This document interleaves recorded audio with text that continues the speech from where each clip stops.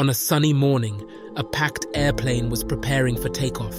Among the passengers was a young man named Chris, who was 24 years old. He sat by the window, his face pressed against the glass with the excitement of a child. His father, Mr. Edwards, sat beside him, watching him with a gentle smile. As the plane began to taxi down the runway, Chris exclaimed loudly, "Dad, look!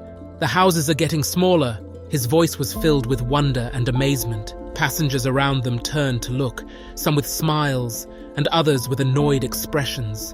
A young couple sitting nearby whispered to each other, "Isn't he a bit too old to be so excited about something so simple?" As the plane ascended into the sky, Chris continued to express his feelings. "The cars look like tiny toys, and look at those clouds, they're so close." His enthusiasm was infectious, but not everyone was pleased. The couple exchanged glances, clearly irritated by the ongoing commentary. Unable to contain their frustration, the young woman leaned over and said to Mr. Edwards, "Why don't you take your son to see a doctor? His behavior is quite disruptive." Mr. Edwards turned to the woman, a gentle smile still on his face. "I'm sorry if he's disturbing you. He's just really excited." The woman scoffed and turned away, complaining to her partner about the lack of discipline in some families.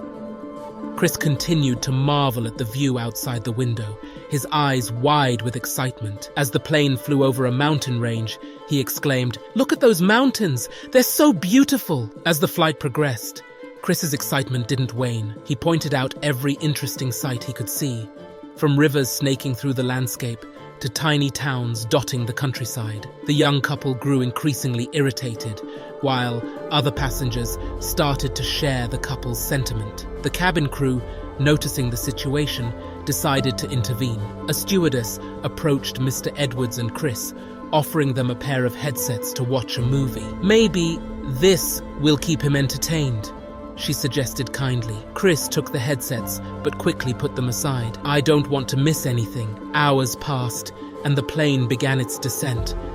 The view of the city below fascinated Chris even more.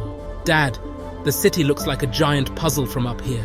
Just as the plane was about to land, the captain made an announcement. "Ladies and gentlemen, we have a special passenger on board today. Chris Edwards, who's been blind since birth, is experiencing the world through his eyes for the first time today. Let's give him a warm welcome to the world of sight." The announcement took everyone by surprise.